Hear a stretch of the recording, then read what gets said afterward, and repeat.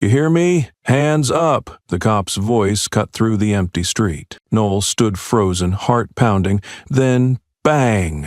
A body hit the ground. The cop thought he'd just neutralized a threat, but he just killed the son of a woman who trained men with the power to erase him with one call. This wasn't a mistake, it was a declaration. What do you think happens next? Another cover-up, or a system ripped apart from the inside? Aaliyah's house sat quietly at the edge of a suburban neighborhood on the eastern side of the city, less than 30 minutes from downtown, yet it felt entirely removed from the rest of the world. The brown tile roof was aged, the white brick walls slightly chipped, but everything was immaculately kept, every window pane clean enough to reflect the trees outside. No one looking in would have guessed that the woman living there had once commanded hundreds of special operatives on distant battlefields, had once issued orders and missions where every step could mean life or death. Because here, at home, Aaliyah was just a mother. The house wasn't large, but every detail was arranged with care. Knives and forks aligned, books on the shelves sorted alphabetically, and wooden floors polished to a spotless shine. In the living room, the only photo on the mantel showed 3 people: Aaliyah, her husband Rhodes, and a tall, dark-skinned boy with a half-smile, holding a basketball as if ready to leap out of the frame. That was Noel, their only child. In the photo, Noel looked young, probably around 12. Now he was nearly 16, that perfect age when everything feels possible, and every wound cuts deeper. Each morning, Aaliyah woke before sunrise, made her coffee, and checked the security system door by door. Habits brought back from the field were hard to let go of, but she never let them touch her son. She had never brought a gun into the house. She didn't hang medals on the wall. To her, this home wasn't a monument to achievements, it was simply meant to hold a fragile peace. Noel grew up in that quiet discipline. He understood his mother was different, even if he never heard the full stories. They lived together, not overly close, but never distant either, like 2 people who knew each other well enough not to ask much anymore. Just a glance through the kitchen doorway could tell who was tired, who had too much on their mind, and within that seemingly steady calm, no one knew that something irreversible was about to happen. Aaliyah Rivers wasn't the kind of person neighbors could easily describe if asked. All they knew was she was a middle-aged black woman who wore plain-colored blouses, drove the speed limit, and rarely left the house on weekends. They didn't know that beneath her quiet presence was a thick military file detailing every mission she led to rescue hostages overseas, every assault unit she commanded under fire,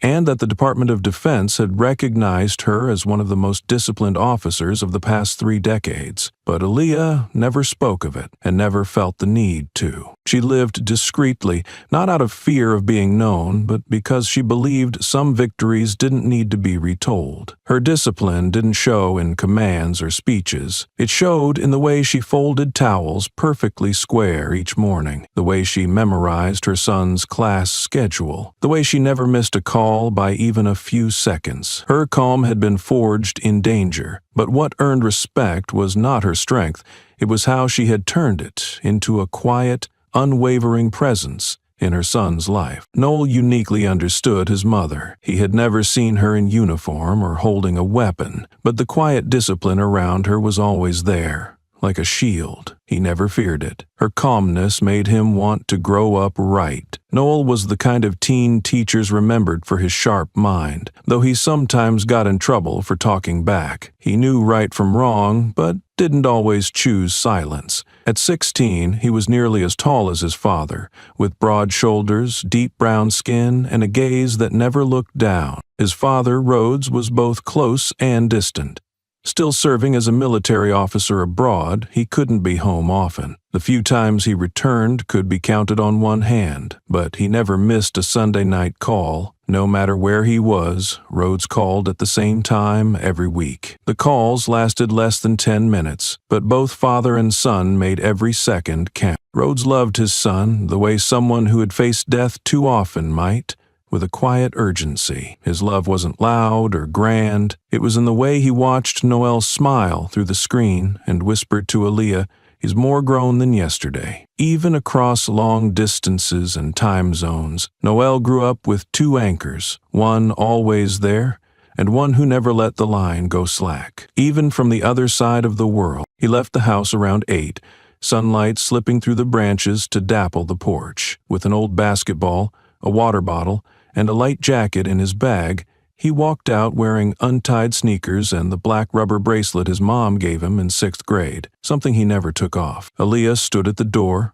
quietly fixing his collar like she always had. Noel grinned, stepped back playfully, and turned away. The gate closed softly behind him. He followed the narrow path to the court at the southern edge of the neighborhood. It was where kids played without coaches or scores, just whoever arrived with a ball. Noel had played there since grade school. Today he came alone. His friends were running late, but he didn't mind. For him, an empty court was enough. On his way there, Noel tucked both hands into the pockets of his gray hoodie, one earbud in, the other dangling to catch sounds from the outside. He didn't text anyone, didn't tell his mom how long he'd be gone, and didn't ask who else might show up today. On days like this, he preferred the silence, not because he was sad, but because it made him feel like he was growing, knowing he didn't need anyone beside him to feel complete. The court came into view after a bend in the path, as empty as usual at this hour. Only the wind and the faint screech of rusted metal sounded whenever a gust swept through the fence. He dropped his backpack in a corner, stepped back a few paces,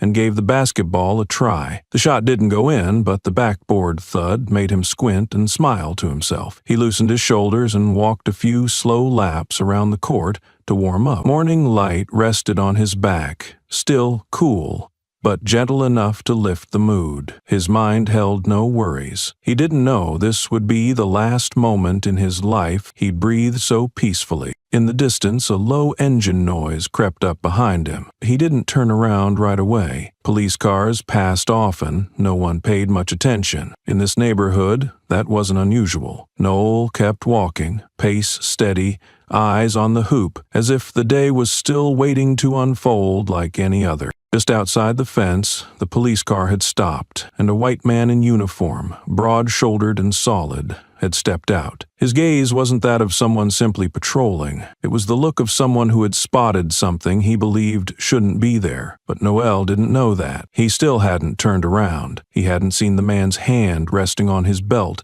and even if he had, he probably wouldn't have run. He didn't know and couldn't have known that in just a few minutes, nothing would ever be the same again. The engine cut off behind him, making Noel turn around. Not abruptly, but as a natural reflex more than alarm. A black and white patrol car was parked crookedly at the curb. Lights off, its license plate edged in chrome reflecting the soft morning sun. A tall man stepped out, head shaved, eyes narrowed as if squinting against the light, though in truth he was calculating. His uniform wasn't wrinkled, but it wasn't sharp either. Every movement carried the air of someone used to never having to explain why he was somewhere. Noel stood still, arms at his sides. He wasn't exactly nervous, but something in his gut stirred. It wasn't the badge that unsettled him. It was the way the man looked at him. Not as a kid playing ball, but as someone to be assessed. "Morning," the man said, his voice low, not unfriendly, but far from warm. "Out on the court early, huh?" Noel nodded, his left hand gripping the ball in his right. He didn't step forward. Part of it was his mother's voice in his head. Never approach unless told to. The rest was instinct. The air itself felt tense. "Out here alone?" the officer asked, eyes flicking around the court before landing on Noel's jacket pocket. "What you got on you?" The question didn't sound curious, it sounded like a test. His tone wasn't loud, but it carried weight. Like any black teen with a backpack ought to have something to declare. Somewhere else, with someone else, it might have seemed casual. But not here, not now. In this empty court, the question drew a line both of them understood. Noel looked at him for a moment, but didn't answer right away. He wasn't hiding anything. In his pockets were only a water bottle and a light jacket. But the pause wasn't fear. It was a question forming in his mind. What exactly am I being suspected of? The hoodie? The ball? Or just the skin I'm in? Water, jacket, he said, trying to keep his voice even, though his chest had started to tighten. "I play here a lot." The man didn't look satisfied. He stepped forward, raised a hand as if to block Noel's path, then pulled back like he was still deciding. His face stayed blank, but his eyes had sharpened. "Got ID? Something that says you live around here?" Noel frowned. The question didn't make sense. It was a public court. No one needed proof of address to shoot hoops. And he knew then he was entering a conversation where the outcome had already been rigged. "I don't bring ID when I play ball. I live around here. I come through every week." The air grew heavier. The officer didn't react right away. He just stared at the backpack at Noel's feet, like waiting for an excuse to close the gap. The tension wasn't in any threat. It was in the silence. The kind where both sides knew one wrong move could change everything. Noel stayed still. But Peterson, the name on his chest, started to move. Slow, steady. Noel realized the morning had shifted. No one had called it danger yet, but it was already here, clear as the sun warming the court. Noel didn't back down. He held the ball, chin slightly raised. He said nothing more, but the way he stood showed defiance. Not to provoke, but to say he had the right to be there. He wasn't afraid. He just wasn't going to apologize for existing. Peterson frowned. He didn't like silence. He was used to nods, to people shrinking before he spoke. But here stood a 16-year-old who wouldn't budge. "What's with the attitude?" he muttered. "I ask nicely, and you act like I owe you something?" Noel didn't answer. He narrowed his eyes, let the ball roll from his hand. Peterson stepped in, one step, then two, stopping inches away. His hand dropped to his belt, resting on the holster. "Hands up, now!" he snapped. Noel held his ground, eyes steady. No flinch, no retreat, just silent resistance. "Did you hear me?" Peterson barked. "I said put your hands up." The air froze. The wind stopped. The only sound was Noel's heartbeat pounding in his chest, blending with the faint shift of a belt as the officer's hand tightened around the gun. "I won't repeat it." Noel clenched his jaw. He didn't scream. He didn't lash out. But he didn't raise his hands either. Part pride, part shock, and mostly disbelief that the worst could happen just because he stood in the wrong place, spoke in the wrong tone, or had the wrong skin color for someone in power. Peterson drew his weapon. The move was so fast that the light hadn't even faded off the grip before it was done. He didn't wait for Noel to step forward. He didn't ask again. He didn't give another chance. The shot rang out, splitting the stillness, a dry, final sound. No second try, no warning, just once. Noel collapsed. He didn't cry out. No one heard the thud of a young body hitting the cold pavement. Only the basketball rolled back, tapped his foot, then drifted toward the edge of the court and stopped. Peterson stood over him, motionless. His face didn't change. No panic, no fear, no regret. Just the warped satisfaction of someone who believed he had neutralized a threat. No cameras, no witnesses, no emergency call. Only the rising sun, casting the long shadow of the gun still in his hand, was a silent marker of a truth that had just been permanently distorted. The phone rang at 8:54 in the morning. Aaliyah was folding towels in the laundry room, her hands still damp, but she answered on the first ring. On the other end was a man's voice, unfamiliar, dry, saying her name with the clipped tone of someone reading from a form, then getting straight to the point. "We're calling from the Northgate Police Department. Your son has been shot after resisting a lawful order to cooperate." The words came like routine, meant to be handled quickly, short and emotionless. Aaliyah froze, speechless. She stood still, gripping the phone tightly, eyes wide, already turning red, a towel slipping from her hand to the floor without a sound. The man continued. The location, the scene, the request for her to come confirm. She didn't remember hanging up, didn't remember how she got to the car. Only when the door slammed shut beside her did her hand start to tremble. The road to the basketball court was familiar, but Aaliyah had never driven so fast. Not even during her years in the service. Street signs blurred past, and the sound of wind howling against the car frame rang in her ears like something being crushed.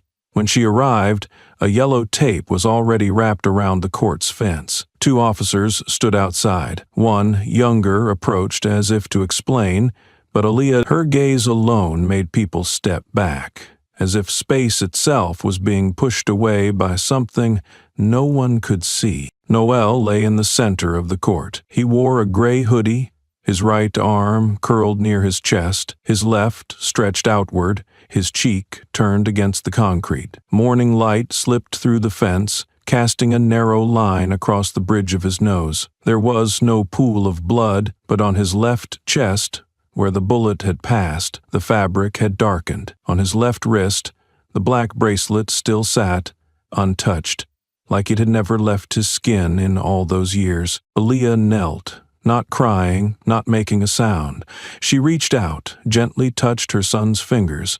They were cold. She asked no one anything. She needed no explanations. From his eyes, the position of his body, the faint markings on the court, she already knew what had happened. Around her, uniformed officers were still taking notes, moving, snapping photos. But to Aaliyah, it was all distant. The world around her stretched thin, sounds distorted and remote. Everything fell into a surreal silence, as if, amid the horror, no one remembered to sound the alarm. No sirens, no running feet, no shouted orders, just an eerie stillness.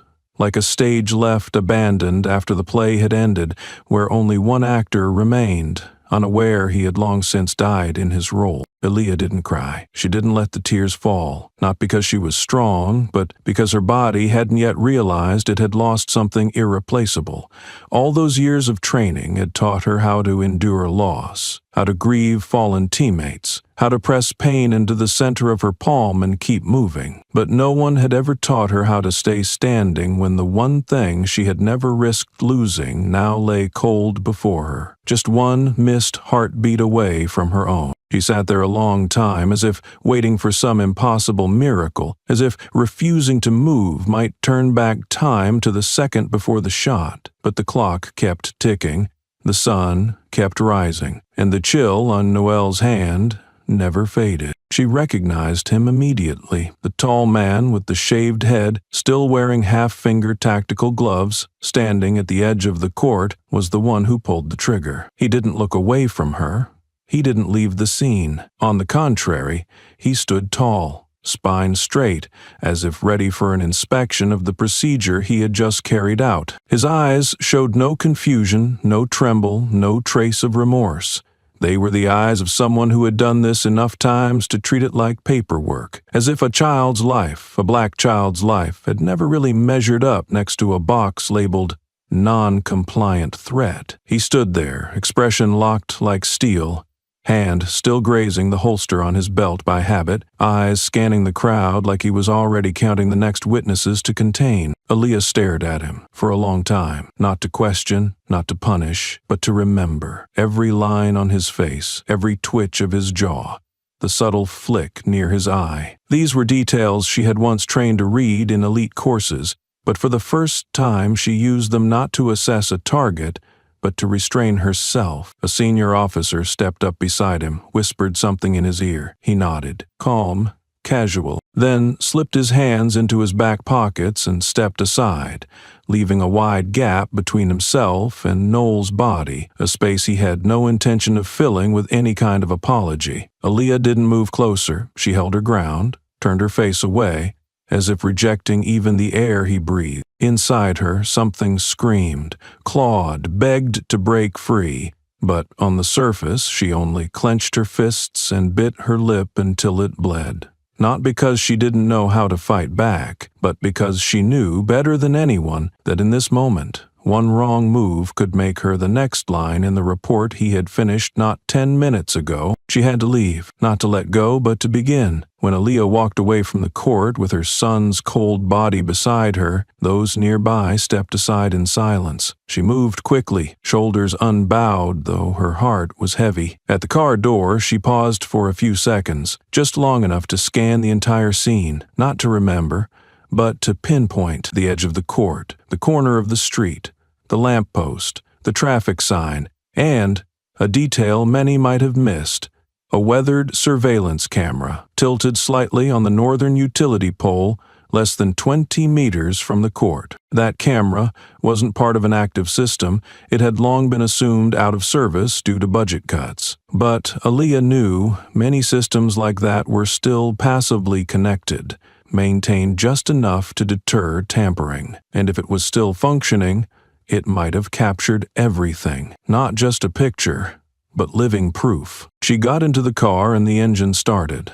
Her fingers brushed lightly against her son's small hand, her face holding the sorrow without losing the composure she had trained into herself. But behind it, something else was running, a calculation. She needed to trace the camera's data network, find out who had access, and get to it before it could be erased. She had to reclaim the truth, to clear her son's name. As the car rolled forward, her eyes stayed fixed on one spot, the edge of the court where Noel had once stood. The ground now sat empty, as if no child had ever fallen there. And that emptiness, that quiet pretense that nothing had happened, was what chilled her to the bone. Aaliyah said nothing, but in her gaze directed straight ahead, a line of red appeared, not from tears, but from fury held in too long. She didn't need to scream. She didn't need to look broken. She just needed to begin. And this time, she would leave nothing behind. The old camera system in the Northgate neighborhood had been installed 8 years earlier, back when residents still believed that a lens mounted on a utility pole could make their streets safer, but the maintenance budget was cut after 3 years. Some cameras fell off, some were taken down, and the rest remained as decorations. No one paid attention to them anymore. No one imagined that one day one of them would become the only witness to what others didn't see or chose not to see. It didn't take Aaliyah long to identify which camera might still be working. After returning from the court, she pulled up a community security management map she had once used during a military tech support project. She had worked with far more advanced systems, but her experience had taught her one thing. Sometimes, old devices weren't destroyed because people assumed they were already dead, and that was exactly the window she needed. The camera at the north corner of the court, mounted high on a utility pole, was pointed directly at the spot where Noel had been shot. Its lens was cloudy from age, but the casing was still intact. She logged the ID number and sent an urgent request to a contact in the military's Signal Tech division, someone who had worked with her on a data security sweep in the central region, and owed her more than one favor. Within an hour, she received a reply. The camera was still passively connected to the local storage network. It didn't stream live, but it uploaded footage to a local server on a 3-hour cycle, and by chance, or what felt like the timing of the incident, it still fell within the window before the data was overwritten. She received the raw video file in less than 2 hours. The footage opened on an empty court, then showed Noel walking along the edge, the basketball spinning beneath his feet. His back was to the camera, unaware that he was being watched by a living person and by the cold eye above. Peterson entered next, his figure growing as he stepped out of the vehicle. The camera didn't capture facial details clearly, but it showed enough. His approach, his gestures, the turn of his head, the moment he drew his weapon. What stood out most wasn't Peterson's movements, but Noel's response. He raised his hands, both of them, slowly, steadily, without panic, without retreat. His stance was cooperative, or at least non-threatening. No one held a weapon, no attack occurred, no danger was present. And then he fell, just as his arms had yet to rise to shoulder height. Aaliyah watched the footage in her office, with the door closed and the blinds drawn tight. She didn't collapse, didn't shout, didn't throw anything. This wasn't a movie about grief. She simply paused the video at the moment Noel collapsed, then rewound exactly 3 seconds, then again and again. Each time her eyes avoided her son. Instead, she focused on the man across from him, his hand movement, the pause between command and reaction, the way his grip tightened without hesitation. She had seen what it looked like when someone pulled the trigger in fear, and she had seen it done with hate. But this time there was no panic, no conflict, just a man in uniform who fired like he was closing a file. It was methodical, measured, the kind of response that didn't come from danger but from belief. A belief that a black child standing still could be labeled a threat. and that was colder than any battlefield Aaliyah had ever set foot on. The footage might not hold up in court. It was blurry, low resolution. But to Aaliyah, it was confirmation. Her son had not died because of bad luck, or confusion, or timing. He died because someone had decided that his body, his presence, his very skin justified a bullet. From that moment, Aaliyah understood this was not the end of something. It was the beginning. Her battle had not yet started, but now it would. She rewound one final time, not to analyze, but to see, frame by frame. Noel stood exactly as she remembered, hands rising slowly, feet still, posture calm. What struck her now wasn't him, it was the look in the officer's eyes. Peterson showed no hesitation, no flicker of fear. His stance was steady, wrist locked, head tilted slightly as if confirming a shot. His eyes narrowed, not from sunlight, but from routine, as if he had done this before, as if this wasn't wrong. She froze the frame on that look, stared, then shut the screen. One hand still on the mouse, the other clenched so tightly on the edge of the desk that the veins stood out. She didn't speak, but inside something long buried finally cracked. She picked up her tablet, scrolled through her contact list, and chose a secure address. One she and Rhodes had once used for sharing classified mission data. She attached the video. The subject line read, "He never resisted." She pressed send. Her hand stayed on the device, her head bowed, her body didn't move. Only when the screen lit up again with an incoming video call did she blink. It was Rhodes. She didn't wipe her face, didn't prepare. She answered before the tears could dry. His face appeared, jaw tight, squinting against some bright light, likely somewhere out west. He hadn't spoken yet when Aaliyah finally did, her voice cracked and raw. "Did you watch it?" she asked, though it wasn't a question. Rhodes didn't answer. He just gave a slight nod. His face remained calm, the kind of calm that takes effort, the kind she was also struggling to hold on to right now. Aaliyah opened her mouth again, but no words came. Her lips moved, then suddenly her whole body folded forward in front of the camera, both hands clutching her forehead. The sound that escaped her throat wasn't a sob. It was dry, strangled, like the pain was too vast to turn into tears. "I'm sorry," she said, her voice breaking. "I didn't call him back. I thought it was just a regular morning. I didn't think." Rhodes kept his face steady, but his eyes had turned glassy. He didn't interrupt her, didn't reach for comfort. He just watched, letting the silence between them hold everything neither could say out loud. Eventually, Aaliyah sat upright again. She wiped her face with the back of her hand. Her eyes were red, but her focus had returned, sharp and steel clear. "I'm not giving this video to the press," she said. "Not yet. I need to stay in control." Rhodes nodded. "But you won't let it get buried." And with that, even without a detailed plan, they both understood. What they had just seen wasn't merely a video of their child's death. It was an accusation that could not be ignored. The opening line in a battle that, this time, wouldn't be fought on foreign ground, but right in the heart of their own country.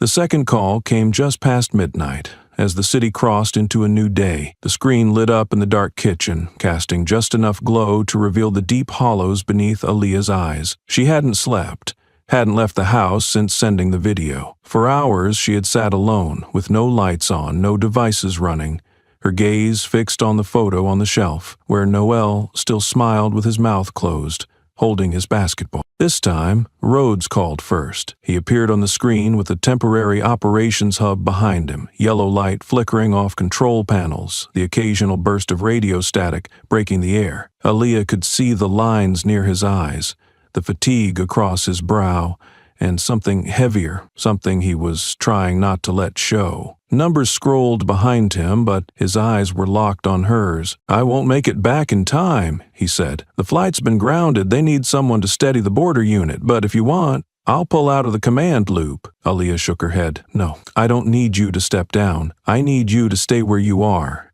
She paused. Her voice was slow and pressed tight, like each word had to pass through iron lodged in her throat. "But I don't want to be saying this through a screen." Rhodes lowered his head. For the first time since they'd met, she saw him lose the stillness of a soldier. His broad shoulders trembled, his lips were drawn tight, but he couldn't stop the sound that tore from his chest, a ragged, cracking noise that barely reached the camera.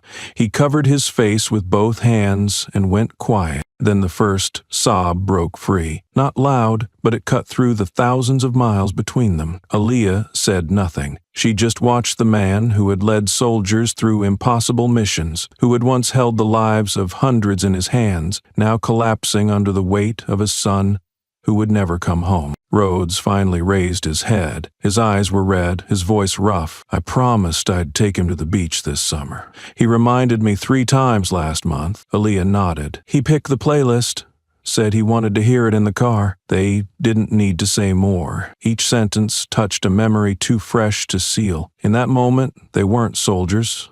They weren't commanders who had faced down no-win scenarios. They were just 2 parents, separated by half a world, looking at each other through glass, holding tight to the last thing that kept them from falling apart. Rhodes reached toward the screen as if to touch her. Aaliyah raised her hand too, silently. Only when their fingers came close enough to feel the futility did they both pull back. "I'm sorry," Rhodes whispered. Aaliyah looked at him, then shook her head. "Don't be. We protected a whole country, but we couldn't protect one child. Just one. It wasn't to blame, it was the truth. Sharp, raw, beyond anger. And in that silence, something settled. Not revenge, but the resolve that truth wouldn't be buried with their son. Not again. Not anyone else. They stayed quiet. Neither ended the call. The stillness between them was fragile, like a thread stretched too thin. Then Rhodes broke it.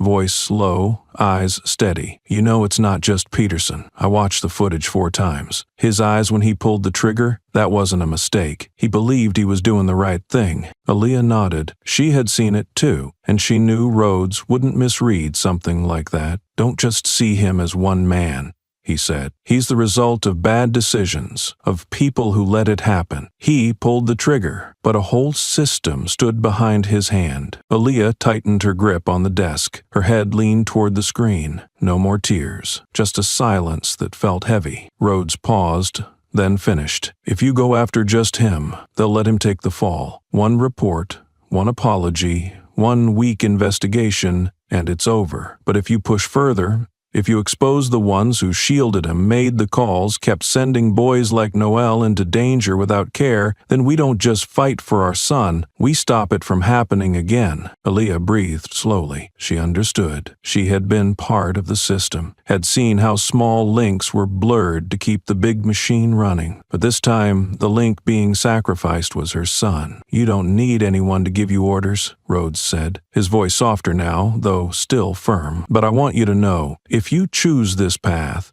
you won't walk it alone. I can't leave my post, but I can support you from here. Names, records, contacts, intel from military channels. Whatever you need, just say it." Aaliyah looked at him. Her eyes didn't show dependence, but gratitude. Gratitude for someone who didn't try to ease her pain with words, but with the right action at the right time. "I won't go loud, not the media kind," she said calmly.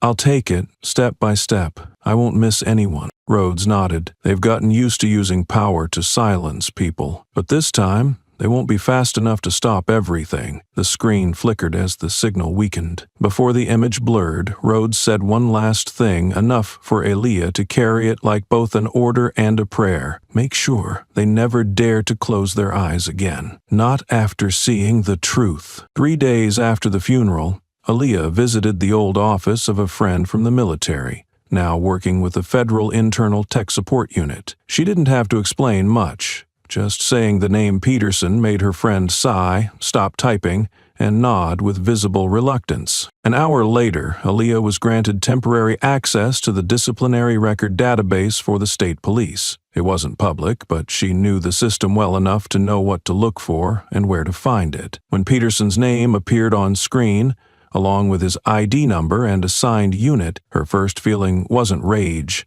It was confirmation. Everything she had sensed in his eyes, in the way he spoke to Noel, was laid bare in the cold lines of the file before her. Peterson had been reported 3 times in the past 4 years, once for excessive force against a black teenage boy in a mall parking lot, once for using racial slurs during a traffic stop with a Latino family. The most recent, just 8 months earlier, was for throwing a homeless man to the ground during a street clearance. Aaliyah read every report, every statement, every blurry photo, every stamped memo marked "case resolved." But what struck her wasn't the content. It was how each case ended. All 3 were closed due to lack of evidence, none lasting more than 3 weeks from filing to closure.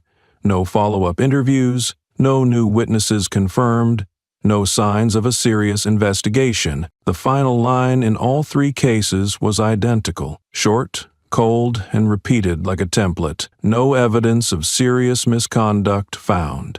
Case closed to prevent harm to department reputation. Department reputation. Ahlia read those words 3 times. She had once believed in the value of military discipline, the need for silence in the field, and the importance of classified decisions for security. But what she saw now wasn't the protection of honor. It was systemic shielding. Repeated, deliberate, and dressed up in logic meant for one thing only: to preserve immunity for those who wore the badge. She printed a temporary copy of Peterson's file and saved it to a private encrypted device. Before leaving, she asked one more question, quiet, but enough to make her friend pause mid-keystroke. "Who signed off on closing these cases?" The response didn't come immediately, but after a few seconds he silently handed her a new folder, off-system. Aaliyah opened it. The first name didn't surprise her, but it still hit her chest hard. Chief Sutter, the head of the department, once praised as the architect of regional stability. Now,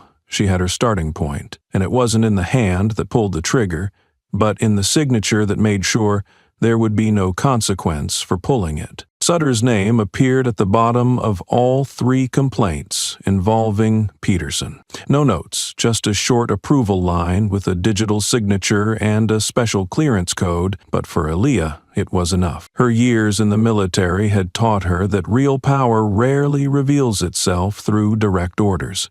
It hides in seemingly routine sign-offs, meetings with no records, and handshakes never caught on camera. Chief Randall Sutter was no stranger to the public. On local news, he was the calm figure in rolled-up sleeves, speaking on the value of community unity. But Aaliyah knew when leaders speak more of stability than accountability, it often means a system is being protected at all costs. A few deeper searches confirmed what she had suspected. Sutter had gone to school with the current governor and had served as his security advisor during the campaign 6 years ago. The connection wasn't publicized, but it didn't need to be. At that level, relationships were assumed. And when Aaliyah uncovered one more detail, the governor had once publicly stated that law enforcement must have full authority to maintain order.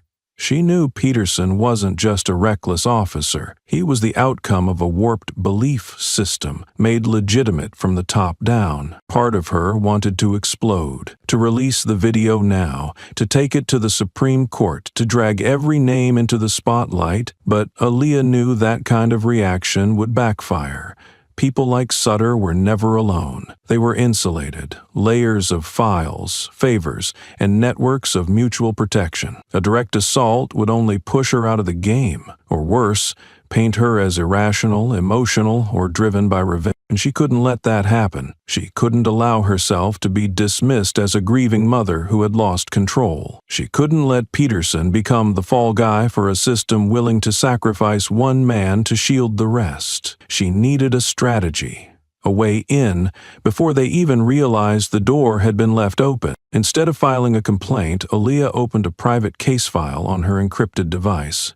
She began listing every individual who had ever signed off on the 3 past complaints. One by one, she linked Sutter's internal decisions to campaign timelines, to community stability programs Peterson had been assigned to, and to sudden security budget releases that followed each so-called internal suspension. She noted every weakness. Every gap in the system would, sooner or later, come to light. But when it did, she didn't want to be just another voice accusing. She would lead, not with outrage, but with evidence, precision, and a plan that left them no way out. She mapped names to actions, timelines to decisions, She created layers of documentation, things no press release could spin, no half apology could erase. She didn't need a stage, she needed a sequence. She had seen how institutions protected themselves. She had seen how systems devoured the truth when it arrived too early or too loudly. That would not be her mistake, and so everything from this moment forward would begin at the point they once thought safest, the silence of a mother. Aaliyah knew that if she wanted to expose an entire chain of power, she couldn't rely solely on Noel's video or lines of cold text in a file. She needed people. She needed real voices from those who had been buried in silence, people whose stories, when pieced together, would form a picture no one could deny. She had to start where the system had erased its tracks, with those who had been forced to forget. The first person she sought out was Marcus Darnell, 42. A former school bus driver in the Eastbridge district. 4 years ago, Peterson arrested Marcus while he was standing beside his bus during a break. No explanation, no clear reason, just a vague remark that he didn't look like someone waiting for students. Peterson searched him, bent his arms behind his back in front of a group of elementary kids, and even after finding nothing, held him at the station for 4 hours. The next day, Marcus was fired for damaging the educational image of the school. Aaliyah met Marcus at a small cafe where he now worked part-time as a server. She didn't wear a uniform or mention her background in special operations. She simply introduced herself as the mother of a boy who used to play basketball near home and wasn't alive anymore. Marcus asked nothing. When she mentioned Peterson, he didn't look surprised. He just went quiet for a few seconds, then pulled out a wrinkled, torn-edge photocopy of a report from his wallet. "This is all I kept," he said. "My lawyer told me to stay quiet if I wanted to live in peace around here." Aaliyah didn't offer comfort. She just nodded and placed a card, with no title, into his hand. The second was Jamal, 17, a high school student who had once been hit by Peterson in the school hallway for refusing to hand over his phone. It happened during recess. No one recorded it. He lost a front tooth and had a bruise over his left eye. When Jamal's mother went to the police station to ask what had happened, she was held for nearly 2 hours and reminded that any attempt to falsely accuse an officer on duty could lead to serious trouble. Since then, neither of them had spoken up again. Aaliyah visited them one rainy afternoon. At first, Jamal didn't want to say anything, but when she played the video of Noel being shot and left him to watch alone, he sat frozen until it ended. Then he turned to her, eyes red, and asked, "Do you think they'll believe me?" Aaliyah didn't answer. She only said slowly, "Not because they believe you, but if you stay silent, what happened to you will happen again to someone else." The last person of the day was Lorna Price, an administrative clerk at the city police department's internal office. She had once been asked to re-enter a citizen complaint report, with the date moved back by 1 month and the phrase unauthorized physical contact blurred out. At the time, Lorna thought she was just correcting a technical error, but later,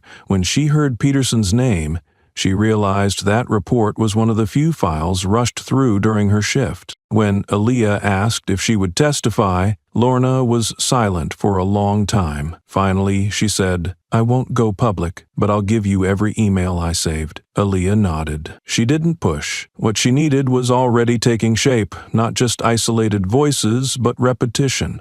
A pattern, a fracture that had stretched across years and was now beginning to show itself, piece by piece.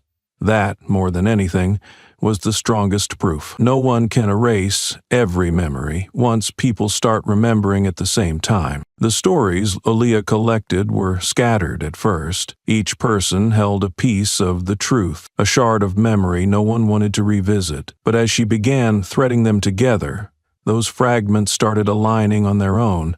No need to force it, no need to explain. They clicked into place like a map hidden beneath layers of time, waiting for someone patient enough to uncover it. She built a temporary board in her home office, penning up printed reports, emails, and audio clips from conversations she had been allowed to record. The lines connecting events weren't straight, but the intersections grew clearer. Most of the complaints clustered around specific time frames when Peterson had been rotated through areas with large black populations, often during community safety enhancement campaigns. Each case closed swiftly. No one was called a second time. No one dared ask a third. Every thread told the same story, not in words but in patterns. The deeper she traced, the more visible the system became, and from that system, the shape of something bigger, something designed to look invisible, was beginning to surface. Many of them had once wanted to speak out, but then came the warnings, an anonymous call at night. A strange car was parked outside for 3 nights, a vague reminder from someone in the department suggesting they let it go. They didn't stay silent because they had nothing to say. They stayed silent because they weren't sure they could live normally afterward. Aaliyah met them one by one in cafes, quiet rooms, and empty hallways. She listened without interrupting or guiding. She let them tell their stories their way, reclaiming what had once been taken. And when they finished, she said only one thing, steady and firm: "I will protect you." What began as a promise became action. Aaliyah set up an encrypted system so they could send files, messages, or alerts. She contacted old tech intel friends and built counter-surveillance. She didn't go public, but step by step, she gave cover to people finally ready to speak after years of fear. One father told her he no longer felt alone. A teenager sent a voice note: "I'll talk. I believe you're real." An anonymous email came with documents and one final line: "If asked, I'll deny knowing you, but I hope you don't stop." Aaliyah printed those words and pinned them to the wall, not for the whole message, but for the last word. Not sorry, not be careful, but don't stop. She didn't need crowds, just one voice at a time. True, connected, undeniable. And for the first time, she didn't feel like just a mother seeking justice. She felt like part of a rising chain, learning to stand. Aaliyah didn't send the video to the press, nor to civil rights organizations as many had suggested. She knew that once the footage leaked emotionally, the system would immediately respond by shifting the story. Personal sympathy, moral debate, temporary protests fading into media cycles. She didn't need pity. She needed the attention of those who weren't allowed to look away. She placed the video in an unnamed encrypted drive. The transmission was sent through a military-secured channel, one she still had access to from her time in special operations. The recipient was the Internal Security Coordination Division of the Department of Defense, where she knew at least 3 people who trusted her, not because of personal ties, but because they knew she never sent anything without a reason. The accompanying message was a single line: "Urgent material requires command-level response." Just 40 minutes after the file was uploaded, the auto-response interface disappeared. It was a signal. The contents had been successfully decrypted and were now in human hands, no longer part of the technical system. Aaliyah shut her laptop, stood, and walked to her office window. It had just started to rain, but she didn't close the blinds. For the first time in days, she let herself breathe deeply. At that same moment, in a facility hundreds of miles east, a digital report was opening on the main screen of a 10th-floor briefing room. General Cole Matheson, commander of internal security, stood in front of it, arms crossed, eyes fixed on every frame of the video playing in motion analysis mode. Under cold white light, the grainy footage from the basketball court came into focus. A teenage boy, hands raised, motionless, facing a police officer's gun. No sound, but the body language said enough. There was no threat. Then, a gunshot. A body dropped. The other man calmly holstered his weapon. No one in the room spoke for 2 full minutes. Only the screen's flicker and the tapping of a pen on the wooden table from a nervous aide broke the silence. The meeting had been called urgently. No legal advisors, no media, just top internal officers in charge of domestic coordination and oversight. Matheson paused the video on the exact frame showing the officer holstering his weapon. He turned to his right, to the head of legal and compliance, and said slowly, not loud, but clear as steel, "We are no longer in a position to stay silent." Someone asked, "Does this fall under military jurisdiction, sir?" Matheson didn't answer right away. He looked back at the screen, then said, "It falls under moral responsibility, and if the civilian system is being bent by itself, then we will not stand aside." The mood in the room began to shift. Not because of the footage, but because of who had sent it. A former Special Forces commander, once commended for holding the line under fire, now confronts those who wore the same badge, not to fight them, but to remind them of something they had perhaps forgotten. Obedience is never a reason to kill a child, and silence is never how you defend honor. From that moment, silence officially ended. The next morning, the office of the city's police chief received an urgent directive from the Department of Defense, stamped high security clearance, summoning Chief Randall Sutter to a closed-door federal session regarding prematurely closed complaint files linked to Officer Peterson. No press, no public notice. The summons came directly from the highest level, one Sutter had never expected to face. Sutter sat in the coordination chamber, one hand resting on a stack of prepared documents. The face that once projected calm and control now showed cracks across his brow and eyes. He didn't speak, only nodded when addressed, while his fingers tapped an uneven rhythm on the table, his only visible sign that the composure he once trained others to emulate was slipping. In front of him were not media panels or local politicians he could maneuver. Across from him sat senior federal officers with the authority to open special investigations, suspend command authority, or worse, initiate federal-level prosecution for structural cover-ups. Beside the Peterson file lay an independent technical report detailing how the 3 complaints were mishandled: prematurely closed files, missing internal review stamps, and strikingly similar conclusions that suggested high-level manipulation. A printed email from nearly a year prior was also presented, bearing Sutter's name and the line, "Close it quickly.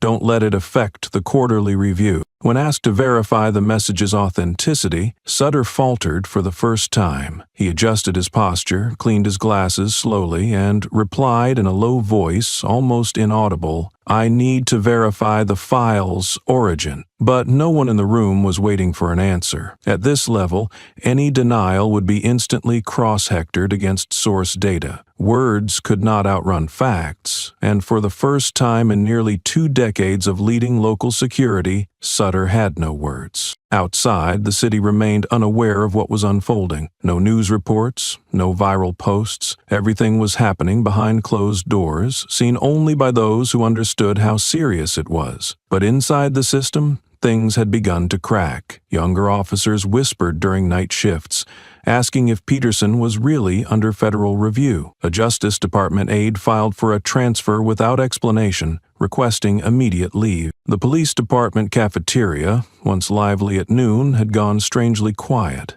It was as if everyone could feel something shifting, even if no one dared to name it. Aaliyah had yet to appear. She knew it wasn't time.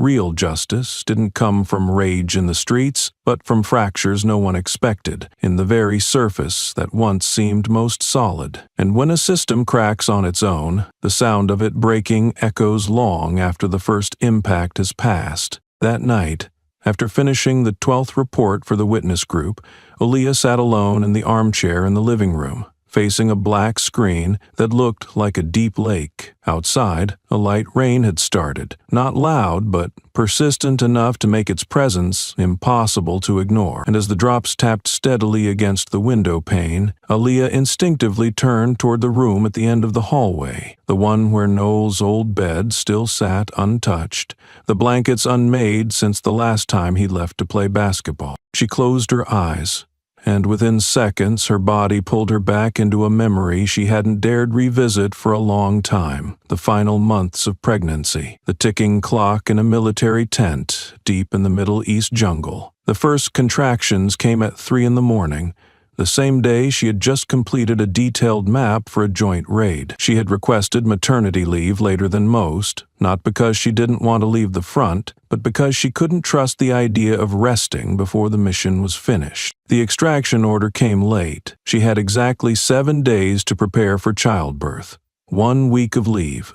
no more. She returned to the U.S., still in her desert-stained uniform, a small scar on her leg from a slip while crossing a canyon during her last mission. On landing day, she didn't go straight to the hospital. She went to her parents' home in the suburbs to take a deep breath of the air she'd grown up with. Just half a day later, the pain struck hard. Noelle was born at 2:17 a.m. in a cramped delivery room of a military hospital. There were no flowers, no husband by her side. Rhodes was still stationed at a southern base helping clear mines along the border. She didn't have time to be afraid, only the surge of instinct, as if her body, so used to resisting pressure, was now trying to bring life into the world with the same strength it had used to survive. When he cried for the first time, it didn't sound like the weak whimper of a newborn. It rang out, long, strong enough to make the nurse beside her jump. They laid the child on her chest, and in that moment, for the first time in more than a decade of wearing her rank, Aaliyah felt exposed and vulnerable like never before. She placed her hand on his back,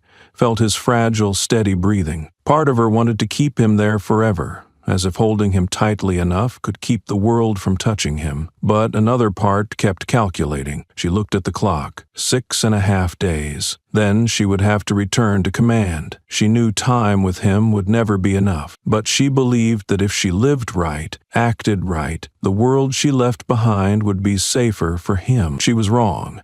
But back then, she didn't know, and no one had told her that the greatest danger to her son wouldn't come from the war zones she'd survived, but from a basketball court less than 3 blocks from home. Noel was born in the middle of winter, not the kind with soft snow outside the window, but a winter that cut like a blade.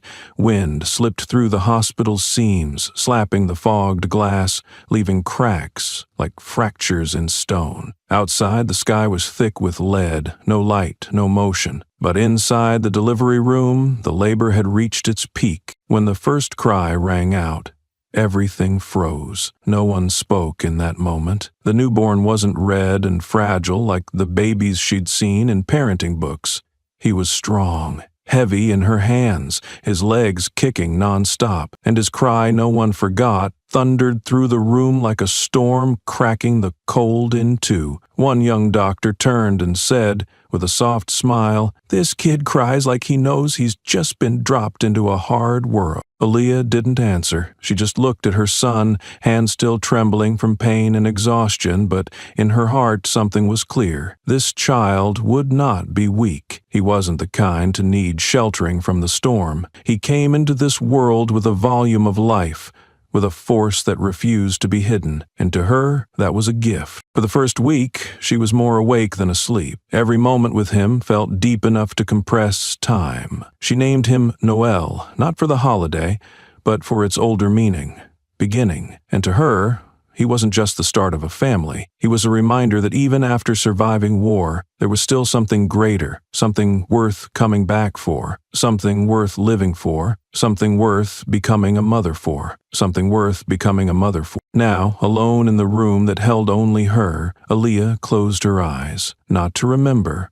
but to hold onto a sentence rising from somewhere deep in her chest, one she had been swallowing for days. "I survived war," she whispered. The words landed like a mirror falling, quiet, intact, but sharp enough to sting. "But I couldn't save my child from a bullet in the middle of America." No one heard it, but in the dark, the words kept echoing, because there is no greater pain than knowing the one who once shielded others with her own body was forced to watch her son fall, not in battle, not to a terrorist, but to a man in uniform, entrusted with power, taught by a system that said, "You can pull the trigger, then walk away." She didn't cry. Tears meant nothing now, but something inside had fractured, not just from loss, but from truth. Even after doing everything she believed was right, she still couldn't protect what mattered most, and in that helplessness, one thing remained: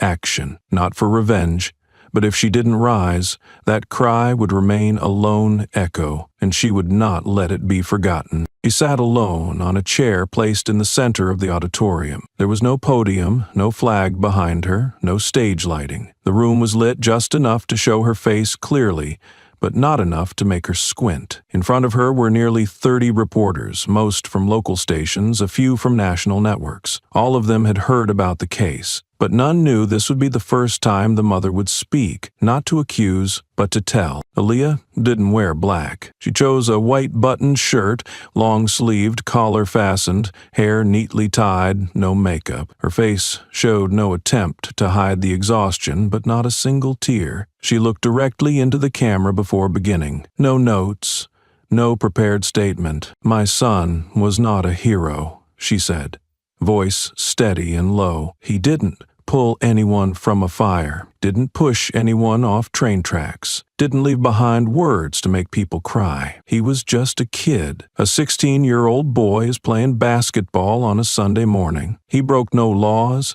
He didn't resist. He just looked up and stood straight. And that's what got him shot." She paused for a few seconds. No one interrupted. Cameras clicked quietly, but no voice cut in. Everyone understood this was not a moment to speak over. He wasn't a hero. He was just a child who had self-respect. From there, she began to share not legal accusations, not procedural details, but fragments of memory about the black rubber wristband Noel always wore, about how he woke up at 5 a.m. to practice shooting hoops, about the time he told her, "I don't like bowing to someone just because they're taller." Stories so ordinary they hurt, but in this room, they became the most damning testimony. When a person with a gun sees an unarmed child, sees no attack, no flight, and still feels so threatened they shoot, that fault does not lie with the child. She lifted her head, her eyes moving across the row of reporters. That is the fault of the system. No one argued, because her words weren't aimed at one person.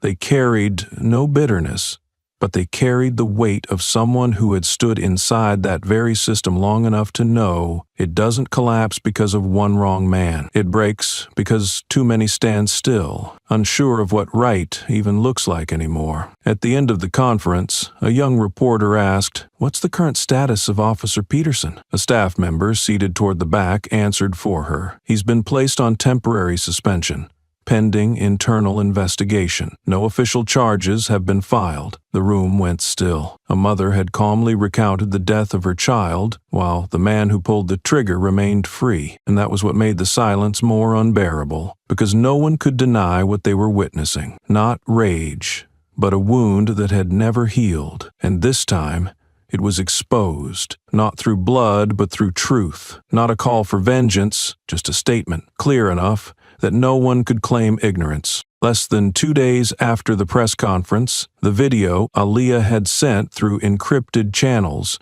began to leak online. It wasn't clear who released it first, possibly a member of the internal tech team or an aide with access to the investigation file. Regardless of the source, the footage spread faster than anyone anticipated. Within 4 hours, hundreds of thousands of shares. By 12 hours, versions began appearing with subtitles, slowed down frames, and magnified angles.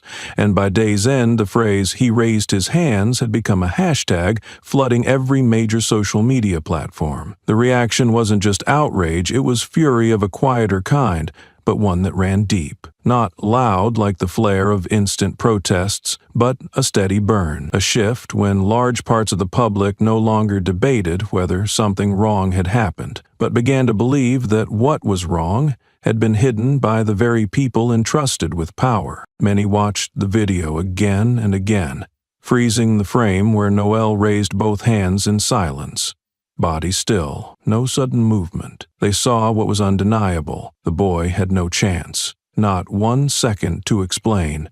Not a chance to survive. And Officer Peterson's face, caught in a tilted angle by the old camera, was clear enough to haunt. Nothing in his eyes but coldness in the moment he pulled the trigger. The press stepped in. Major outlets ran headlines in a similar tone. Didn't run, didn't fight, still got shot, or This is how a child is seen as a threat. Several networks invited Aaliyah for a second appearance. She declined. I've said enough. Now it's the system's turn to respond. That same evening, the Department of Defense issued an official statement. In a press release signed directly by the Commander of Internal Security, they confirmed that the video shows sufficient indicators of serious misconduct in the use of force, and that, due to the sensitive nature involving multiple levels of local command, the matter will be removed from the state investigation process and transferred to an independent military body to ensure transparency. The phrase independent investigation immediately became the center of public focus. This was not standard procedure. The military rarely intervenes in police incidents unless there is clear evidence of major failure or distortion within the civilian system. Shortly after the statement, a special investigation unit was formed. Its member list withheld, no press schedule announced, but within security circles the message was clear. This was no longer an administrative incident. It marked the beginning of a quiet but sweeping purge, not just targeting the man who pulled the trigger, but those who signed off on the paperwork that turned wrongdoing into routine. Peterson remained on suspension, not yet arrested, but now every eye was on him. No one defended him openly, and Sutter, the wall that once stood firmly behind him, had begun to retreat from the media, declining all interview requests. Silence was no longer a strategy. It had become a confession, and in that void, a mother who once chose not to shout had now forced an entire system to start speaking again about the very things it tried hardest to bury. In an administrative office on the third floor of the city's police department, Lieutenant Devin Barnes sat in front of his computer screen, eyes skimming through reports that offered nothing new. He had managed the internal complaint record system for 7 years, a position far from the spotlight, yet one that made him more familiar with the system's blind spots than anyone else. He didn't speak much, never objected, had never spoken out, but that morning his inbox received a strange message. No sender address, no greeting, no attachments, just a single line as the subject, plain, emotionless, "You know what they buried." Devin stared at that sentence for nearly 2 minutes, as if it might explain itself if he looked long enough. There was no content, no prompt, but he understood exactly what it meant, because in 7 years of managing and reviewing records, he had seen files disappear, signatures that didn't match, and dates pushed back without any reasonable cause. He had wondered, but never questioned. That night, after everyone left the precinct, Devin stayed behind. He reopened the complaints tied to Peterson, the case that had ignited public outrage and forced the Department of Defense to intervene. He started digging deeper, bypassing summary tables and tracing the original file codes. And then the irregularities surfaced. Some reports were backdated by more than 3 weeks from the actual filing. Some files had 2 different signatures and a single verification line. One file, the school hallway assault, stated "no witnesses," even though the original folder included a signed testimony from a school monitor. Devin leaned back in his chair, head tilted slightly toward the dim ceiling light. For the first time in years, he no longer felt neutral. He hadn't been pushed out, but now he couldn't remain still either. He didn't reply to the mysterious email, offered no follow-up, but 2 days later, on a foggy morning, Aaliyah received a message from an unknown number, never contacted before. It was brief. "I can't show my face, but I have something you need to see." The meeting took place at a small diner between 2 residential blocks, with no security cameras and no one who recognized her. Devin arrived 5 minutes late, wearing a long coat, holding a paper file bag with no seal and no label. Aaliyah didn't ask his name. She didn't say hers. They sat across from each other for just 15 minutes. Devin placed the bag on the table, then looked up at her, expressionless. "These are the original print copies," he said, voice low and steady. "I didn't forge anything. I don't know who edited them, but if anyone checks, these papers won't match the version stored in the system. You should know that." Aaliyah nodded without offering thanks, because both of them understood that gratitude at this moment was a luxury and might make the other person withdraw. Before leaving, Devon said one more thing, as if speaking to himself. "I've been silent long enough, but if I stay silent this time, I won't be able to look at myself anymore." And he walked out of the diner, never looking back. But inside the file folder left on the table, every page was a pulse from a system beginning to unravel from within. And Aaliyah knew that from this moment forward, she was no longer the only one staring into the truth. Devon didn't walk away immediately after leaving. He stood under the awning across the street, watching traffic pass, hands buried in his coat pockets, as if locked in a battle with himself. Aaliyah remained at the same table, not looking his way. She understood that when someone has stayed silent for too long, the moment they break free often leaves behind a silence of its own, one that needs time before they can take the next step. 11 minutes later, Devon returned. He didn't go back inside. He sat on the stone bench outside the diner, head bowed, then pulled out his phone. A while later, Aaliyah came out, saying nothing. She sat beside him, not too close, not too far, like someone used to conversations that didn't need introductions. "There's one more person," Devon said, eyes still on the road. "You'll likely find him mentioned in last year's report. A complaint was filed against Peterson, also for excessive force. That case got pushed up to Internal Affairs." Aaliyah tilted her head slightly, but didn't interrupt. Devon continued. "Louis Banks. He's the one in charge of Internal Affairs file analysis at the department level. That case disappeared in less than 2 weeks. No follow-up report, no resolution record. Just one line. Insufficient elements to establish a violation. But the first draft I saw didn't look like that." He pulled a small slip of paper from his pocket, not an official document, just a worn, handwritten note. The edges creased, the ink nearly faded. It read, "Peterson file. Pending Banks confirmation of intervention description validity." Beneath it, a tiny "OK" was written. No signature, but anyone who worked internal affairs would recognize the handwriting. It belonged to Louis Banks, known for being discreet and efficient. Aaliyah took the paper, reading slowly. She didn't look surprised, no anger, no sign of outrage. She simply nodded, folded the note, and slipped it into the inside pocket of her coat. Devon glanced at her, showing a flicker of uncertainty for the first time. "I might be wrong," he said. "Maybe he was just following orders. But if you're trying to trace this back to the real source, I don't think he's someone you should overlook." Aaliyah didn't reply right away. She looked down at the street, where a narrow beam of sunlight cut between two buildings. The city moved on.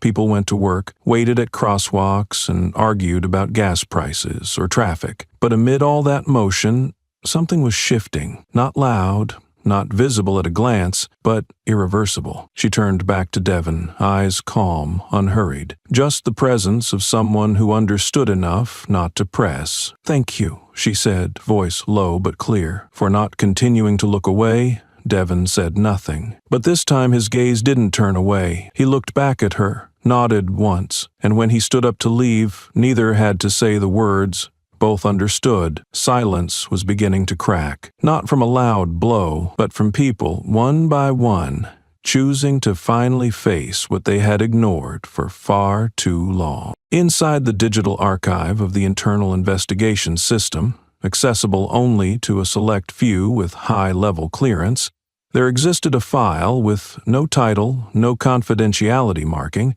and no placement in any official directory of the police department's internal network. It was hidden within a folder coded Arch 12 AAX, classified as an auxiliary document set, not subject to formal legal review. Aaliyah didn't stumble upon it by accident. After she met with Devon, she traced the system codes he had hinted at, cross-referencing storage segments and identifying data blind spots, where every link was valid but produced no output reports. After 3 continuous hours of searching, she unlocked a scanned image file, 7 pages in total, with no recent modification history, as if no one had touched it since the moment it was created. What she found inside made her sit motionless for nearly a full minute. It was an internal report listing the subject of investigation as Officer Peterson, Outer Patrol Unit Designation 029F. Charge: unnecessary use of force during the restraint of a minor. The incident occurred more than a year ago in the Eastern District of the city, involving a high school student who was shoved down a stairwell after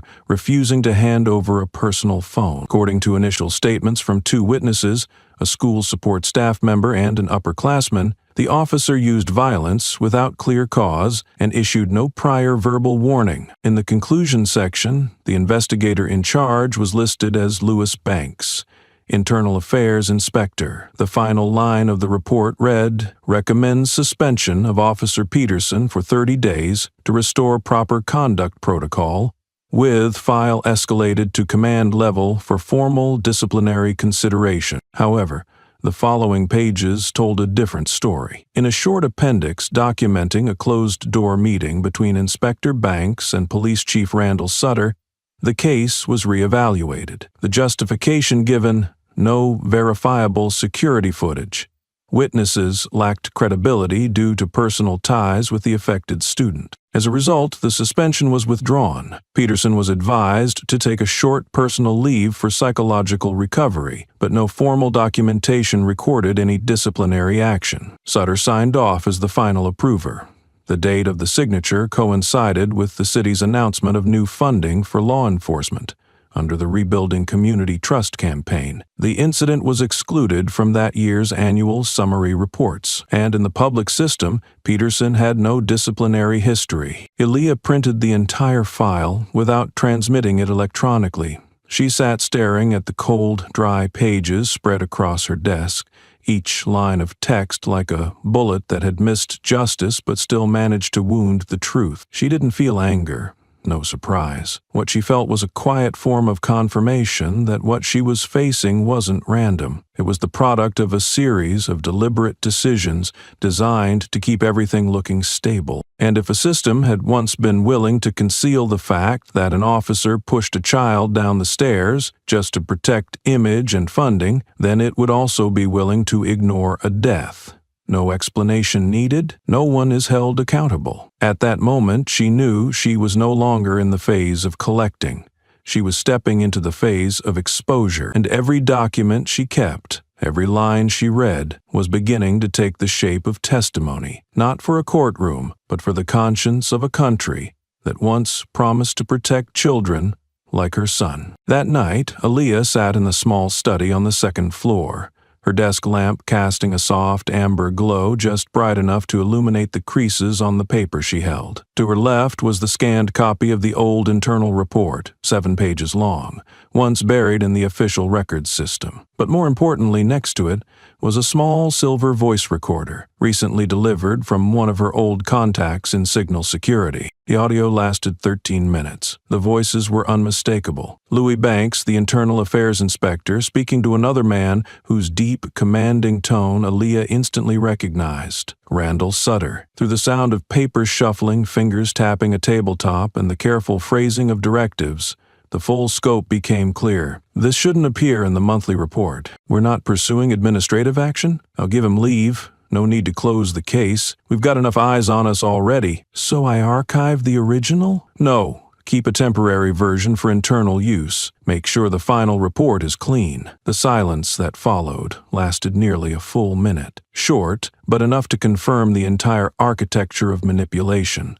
Files, signatures, internal language, all deliberate. Nothing was accidental. Aaliyah replayed it 3 times, then stored the audio in an encrypted drive. She hesitated no longer. There was no such thing as the right moment. All the evidence was already present. Every word had been recorded. And this time, she wouldn't send it through the same hidden channels. The next morning, at exactly 8:30, Aaliyah submitted the full file, including the shooting video of Noel, the audio recording, and the scanned internal memo to the public-facing platform of the Federal Oversight Committee, the entity with direct jurisdiction over manipulation within law enforcement agencies, especially in cases involving systemic concealment. No lengthy cover letter, just a single subject line.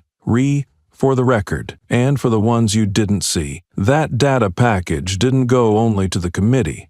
She also shared it with 3 major press organizations and a legal team specializing in law enforcement abuse. Each file was digitally signed and ID verified. Aaliyah Rowe, open, traceable. She was no longer the grieving mother working behind the scene. She was a witness, and she was sending a message. This system no longer had the right to hide itself in darkness. Less than an hour later, mainstream news outlets began publishing excerpts from the video along with technical breakdowns by the legal team. The public was inflamed. But this time, it wasn't just outrage. It was a unified demand for full accountability. Across the entire chain, from Peterson to Sutter, from internal affairs to file reviewers, the Federal Oversight Committee confirmed receipt of the entire file, and by day's end, a spokesperson announced the launch of a formal public investigation, with a full summons of all individuals named in the internal handling chain. Every word, every clip, every line from the suppressed documents, none of it would remain on a hidden drive. It would be read aloud, under light, before the public. Aaliyah retracted nothing. She issued no clarification. She answered no further questions from reporters. Because she knew, at this moment, what mattered most was no longer her voice. It was what had been buried, now fully present, and no longer able to be covered up. The third-floor hearing room was a quiet, rectangular space with sound-dampened walls, 3 oversight seats, a long wooden table in the middle, and 2 facing chairs, reserved for rare cases when the accused and the accuser could speak directly. No press, no intermediaries. Just dense air and 2 people forced to be in it. Peterson had asked for the meeting. No one expected that, and even fewer thought it would be approved. But Aaliyah didn't resist. She didn't want an apology. She wanted to look him in the eye and make sure he couldn't look away. He was already seated when she walked in. No uniform. Just a shirt, hands folded at the waist. He didn't avoid her eyes, but he didn't meet them either. "Thank you for coming," he said. Aaliyah sat down without a word. A compliance officer nodded and left the room. They were alone. Peterson spoke first. "I acted based on training. The moment was unclear, potential threat. I had under 2 seconds to react." His voice was even, practiced. No guilt, no challenge, just a wall of protocol. Aaliyah didn't blink. She waited 10 seconds before speaking. "You didn't react on instinct," she said. "You reacted from habit. The kind this system teaches. See dark skin, see danger." Peterson didn't respond, but his shoulder moved slightly. Aaliyah's voice stayed calm. "You didn't see a child. You didn't see a ball in his hand. You didn't see the steadiness in his eyes. No threat, but you still pulled the trigger." She paused, then added, "Colder now. You didn't see my son. You saw something you thought needed to be erased." He lowered his head slightly, not quite in shame, not quite in defiance, maybe just to escape her stare. But Aaliyah held still. Her gaze never dropped. "You had a badge," she said, "but you had no right to use your fear as justification to kill." The room stayed silent. Her voice had not risen, yet its weight was unshakable. She didn't accuse of provoking. She spoke to name what no one else had, that a system trained him to fear her son long before the trigger was ever pulled. For the first time, Peterson's hands moved, a small shift. His eyes were no longer steady. He pressed his lips together, offered no rebuttal, no further explanation. Aaliyah stood. She didn't wait for the session to end. There was nothing left to hear. She wasn't there to win. She only needed him to know. This time, he couldn't look away. There was no shadow left to hide behind, and she walked out. The door closed behind her. Not loudly, but heavy enough to sound like the start of something breaking. She paused at the threshold, not turning around, but her voice carried, measured, calm, and finished what hadn't been said. "Do you know why I didn't call him my son during this conversation?" Peterson said nothing. She didn't wait. "Because this isn't just my story. If I kept calling him my son, people would think I was angry out of personal loss. They'd frame me as a grieving mother speaking from pain, not from truth." She took a short breath, just enough to steady her tone. "I called him that, child, because that day it wasn't just Noel who had a gun aimed at him. It was a whole generation. Kids born not to defend themselves, but forced to learn obedience just to stay alive." Peterson looked up now, no longer avoiding, not challenging, not denying, just listening as if, for the first time, her words pierced through the armor he'd worn every day without question. The child, Aaliyah said again, slower now, did not survive, and you don't get to say it was instinct. Instinct wasn't built to fear skin color. She didn't speak again. The door opened behind her, casting a blade of light across the room. She stepped through without looking back. She wasn't seeking remorse. She didn't need confession. That was for the system to handle. Her only goal was to end the silence that once shielded it. Peterson remained seated. Only the hum of the air vent broke the quiet. But it was not the same silence he had once used for self-preservation. It was the silence of someone unable to deny what had just been said. He didn't apologize. He didn't confess. But for the first time he said nothing. Not because he lacked words, but because everything necessary had been spoken, and there was nowhere left to hide. Minutes later, the oversight officer returned and asked if he had anything to add. Peterson shook his head. No signature, no comment. They would log. Hearing lasted 17 minutes.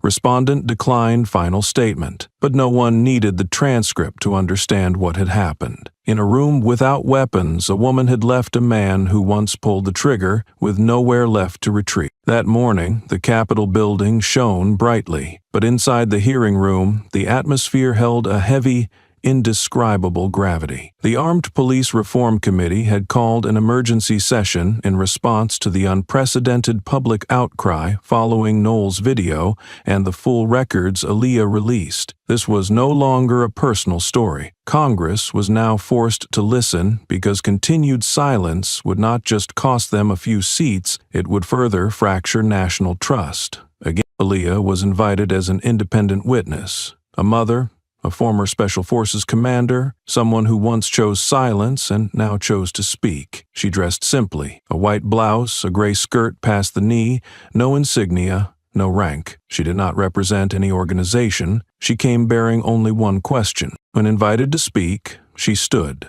The room fell silent. Though she made no dramatic gesture, her presence carried a weight no one could ignore, not because of her loss, but because of the clarity sharpened by that loss. "I'm not here for revenge," Aaliyah began, voice steady. "I'm not demanding all officers be disarmed. I'm not calling to imprison every offender. But I do want you, the ones who define the law, to answer one thing. What exactly qualifies as a threat worth pulling a trigger?" She paused, not for effect, but to force attention. "I was trained to fire when truly threatened, not when I felt uncomfortable, not when I saw disapproval in someone's eyes.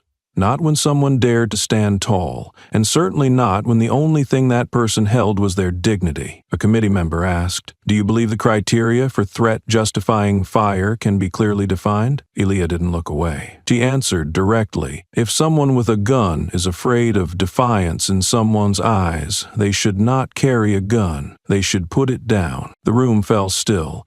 Those ready to question her now gripped their pens tightly. Some nodded slightly. A few turned toward the light streaming through the window, as if reviewing everything they had once overlooked. Aaliyah remained standing, never raising her voice, never listing reform demands.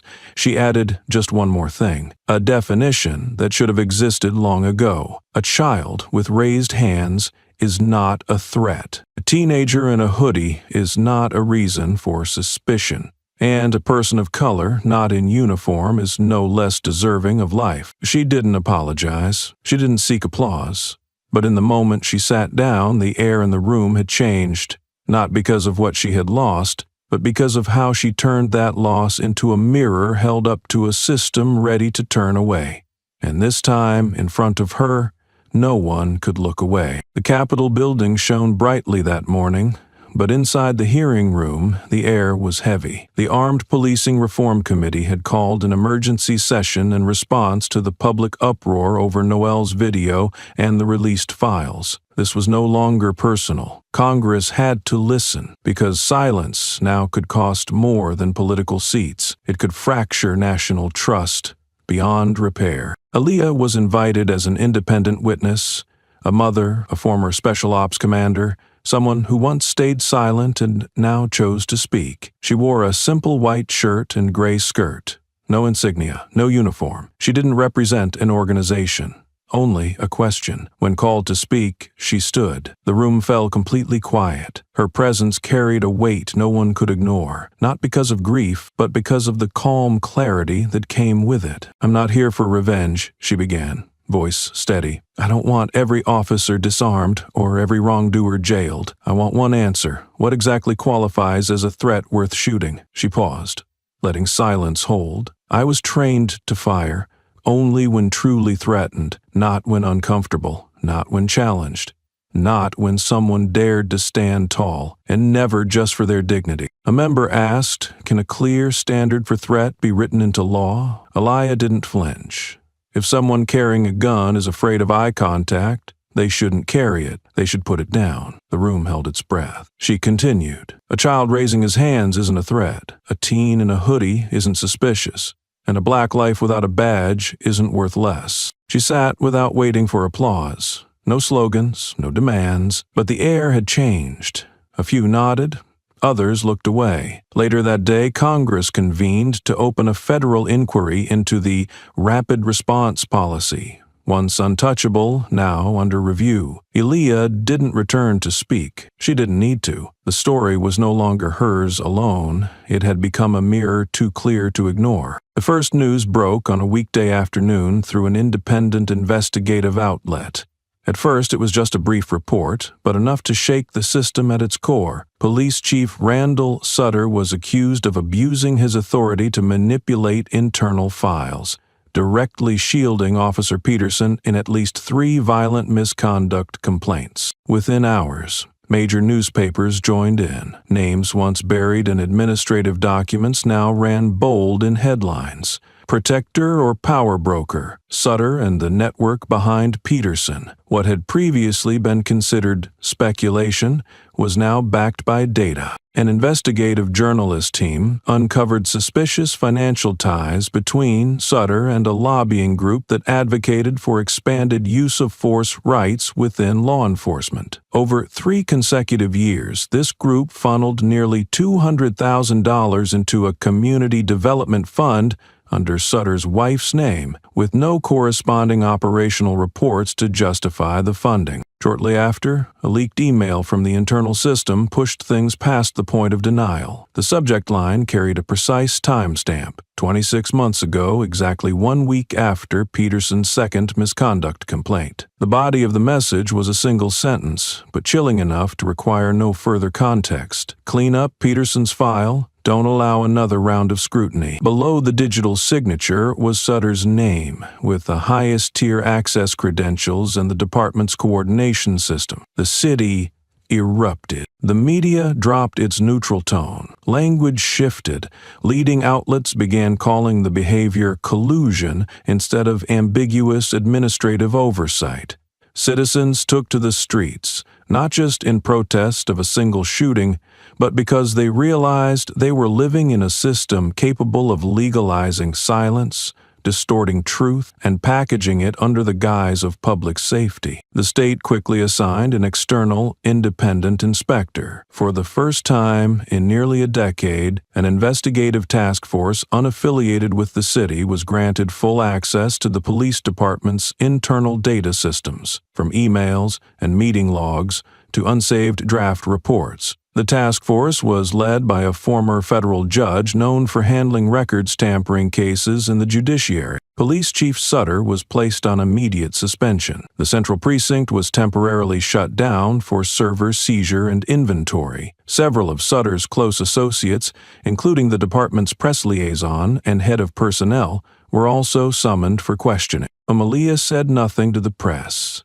In a private call with Rhodes, she simply said, "The wall has started to crack." No one pushed it. It was the light that revealed it. Once people started seeing clearly, the structure built on silence began to collapse. Peterson was no longer the point. He was just the surface. Beneath him lay a system caving in. And the trigger wasn't a riot or a headline. It was a mother who didn't scream, just spoke, long enough for every shield to fail. Within 48 hours of the evidence going public and the federal task force stepping in, the State Oversight Commission met in emergency session. In less than 2 hours, they issued a clear ruling. Police Chief Randall Sutter is hereby suspended. His case is to be handed to federal criminal investigators for review of misconduct, interference, and ethical violations. The statement was brief, but for the city, it was a rupture. Quiet but seismic. Sutter made no public defense. His lawyer offered no comment. Since the ruling, Sutter disappeared from the spotlight. No press, no statements. His home is locked tight. An empire of silence had retreated in silence. The public started asking the questions once ignored. Why wasn't Peterson suspended sooner? Who reviewed his reports? Why did all complaints look the same? Who got paid? And who stayed quiet? The protests had changed. No more shouting, but more people. Their signs didn't call for arrests. They made statements. No one hides behind a badge. Silence is not a shield. They knew part of the system had surfaced, and this time, it couldn't sink back down. Still, Aaliyah had stepped away. She wasn't at the press conferences. She took no interviews. Old videos of her remained online, but she made no new appearances. Some said she returned home, others that she left quietly with the original files. But wherever she was, her absence wasn't a void, it was a message. I've done my part, now it's yours. And people finally understood. Those who leave the deepest mark don't always stand in the light. Sometimes they just made it impossible to turn away from the truth. Noelle's story had left the headlines. It moved beyond hashtags and TV panels, yet instead of fading, it quietly reached deeper, into classrooms, into minds. At a high school in southern Illinois, a civics teacher asked students to write about how they would respond to injustice. One 12th grader, brown-skinned and sharp-eyed, wrote at the top of her page, "I will not bow because of my skin color." No one had told her about Noelle. No one mentioned Aaliyah. But the story had become a question. Every young person began to ask themselves, where will I stand when it happens in front of me? Her essay spread among teachers. More followed. We were not born to stay silent. If you fear a child, maybe the problem isn't the child. These weren't slogans. They were declarations from a generation quietly waking up. Noelle's name faded, but the truth remained. What was once seen as silence was finally being recognized as fear, complicity, or choice. In Oregon, a small police precinct received an anonymous letter signed Alyssa W. Patrol Officer 27. It described a boy wrongly stopped and searched. She had done nothing, and that, she wrote, was part of the problem. I didn't hurt him, she wrote, but I stood there, and I was silent, so I share the blame. She didn't ask for forgiveness. Only clarity. Change doesn't start when evil is caught, she wrote. It starts when those who once stood beside it decide not to. Her letter wasn't shared in press conferences, but it was printed, pinned quietly inside briefing rooms, taped to coffee machines, left between memos, where real officers could read it, alone. And there, the story of a mother no longer spread through interviews or rallies. It moved through quiet reckonings, not with rage but with reflection. The question was no longer whether Peterson was guilty. It was, what about the rest of us? What about those who stood nearby and said nothing? Aaliyah didn't need to appear again. Her absence was louder than any protest, because the system she challenged was now asking itself the one thing it had long avoided. If we knew, and we said nothing, then who are we? At some point, the story stopped being about who was right or wrong and became about who dared not to look away. And in that moment, it stopped being just a name. It became a quiet, enduring flame. Senator Glenn Marcus, a conservative from the Midwest and longtime opponent of police reform, had built his career on defending law enforcement from what he called emotional interference. He once labeled hearings like Aaliyah's as feelings over facts, arguing that empathy had no place in tactical judgment. So when he personally requested a private meeting with Aaliyah, no cameras, no aides, many were surprised. The meeting lasted under 30 minutes. No statements were released. No deals made. Only a security guard confirmed they didn't argue. But when Marcus left, he looked different. Not broken, just altered, like someone who had heard something he could no longer dismiss. Days later, at a committee hearing, he stood up and said quietly, "Reform is not rebellion, and justice is not a privilege for the protected. Then he read from a note in his pocket. When those holding the guns start fearing a gaze that holds firm, it's time we redefine what strength means. Elsewhere in the city, a sentence began to appear on walls, stations, stairwells. Justice is not a rank, it's a refusal to look away. No logo, no group name, just words painted in black or red. At first, they seemed like part of a local protest, but soon the line showed up behind City Hall, on railings near federal buildings, even outside precincts. No one claimed it, but people took photos, shared them, and chalked them onto sidewalks. Officials couldn't remove it. There was no defamation, no violence, no incitement, just a sentence that felt like a warning: don't pretend you didn't see. Aliyah never commented. When asked, a friend simply said, "She doesn't need to. The ones who saw it will keep it going." From then on, the story belonged to no one. Only a question remained, echoing through those who paused long enough to feel it. When it's my turn, will I look away or will I face it? Because justice isn't a title, it's a choice. The deeply human choice to stay, to watch, to refuse silence when silence has always seemed safe. There were no formal invitations that day, no announcements on social media, no posters taped hurriedly to street corners. But around 5 in the evening, people began gathering at the basketball court on the south side of the city, the place Noel had once known so well, the place where he fell, with no witnesses except for an old camera and a dark stain on the concrete. They didn't arrive in group. No one led them. Some came by bike. Some brought young children. A few teenagers wore plain white shirts, unmarked. Even elderly residents, who rarely left home at that hour, walked slowly toward the faded fence around the court. There were no speeches, no microphones, no music played, only the sound of footsteps against pavement, the breeze brushing through the old trees, and the faint thump of a basketball bouncing on wood from the far end of the court, where a child, still unaware of what had once happened there, kept shooting as if the court held nothing but game and light. When Aliyah arrived, no one clapped, no one rushed to embrace her. They didn't need to. Her presence was no longer a beginning or a centerpiece. It was the final piece, placed exactly where it belonged. She wore a light blue shirt, carried no flowers, held no signs, and brought no speech. Just one thing: Noel's old basketball, returned to her in an evidence bag, sealed in plastic marked with dry blood, untouched since. She had kept it for more than 3 months, not cleaned, not restored, just there in a drawer, like a quiet reminder that never asked to be spoken aloud. She walked slowly toward the center hoop, the spot where Noel had once paused, tied his shoes, and turned back toward his friends. The same place where he had raised both hands, not in surrender, but only to show he held nothing. But even that, in the end, was not enough to keep him here. Aliyah bent down, not kneeling, not bowing. She simply placed the ball on the ground, right where it had once been. No spinning, no wiping, no adjusting. Just left it as if that alone might restore something that had been broken. The net above rustled slightly in the wind. From behind, a small child tugged at her mother's sleeve and asked,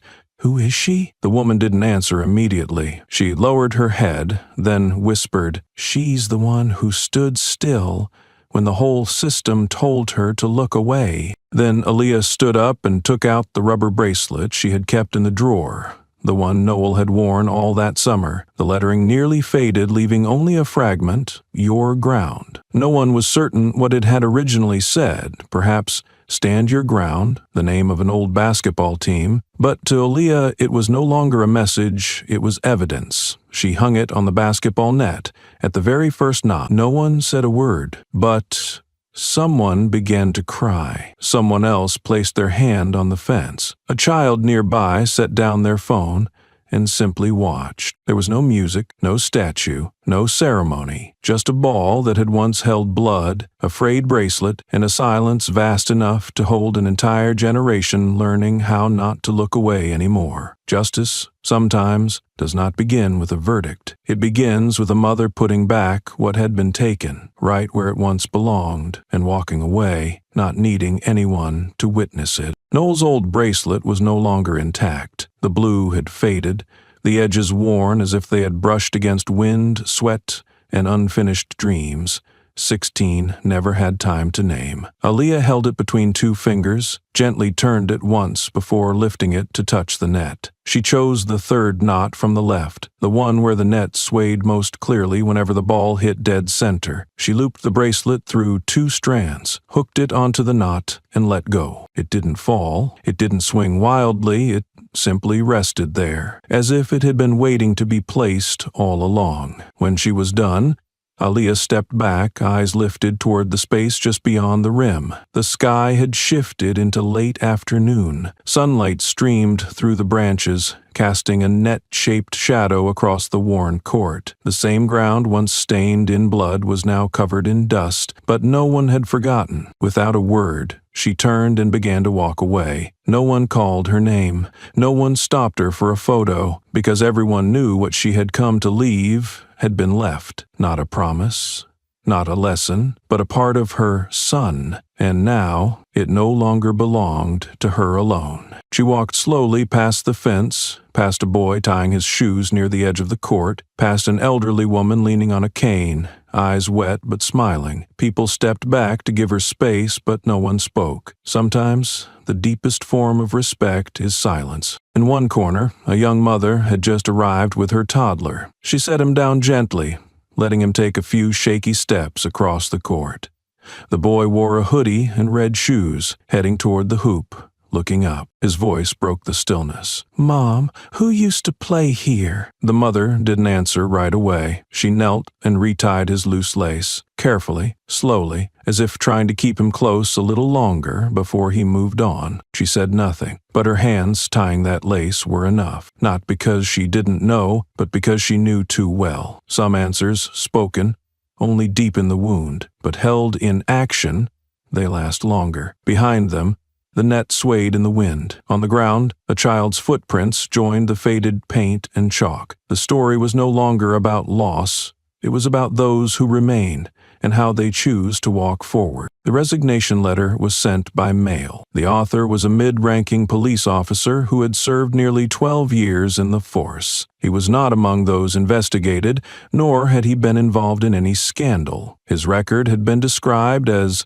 loyal, cautious, and dependable, but in the final section of his 3-page letter, what haunted readers was not the explanation, but the raw honesty of his last lines. "I'm not resigning because I was forced to, nor because I disagree with anyone. I just can't stand facing the mirror each morning. Maybe, for the first time in my life, I understand what it feels like to fear an eye, not someone else's, but my own." No name was mentioned in the press, but the excerpt spread quickly across national police networks, accompanied by a short caption, "Another silence has ended." For years, silence had been considered the safest choice, a way to let everything keep moving, even when it veered off course. But after Noel's story, the recordings, the altered reports, and the quiet bracelets hung in his memory, silence was no longer harmless. It had form, it had sound, and it had consequences. Elsewhere in the city, a group of young lawyers launched a precedent-setting initiative,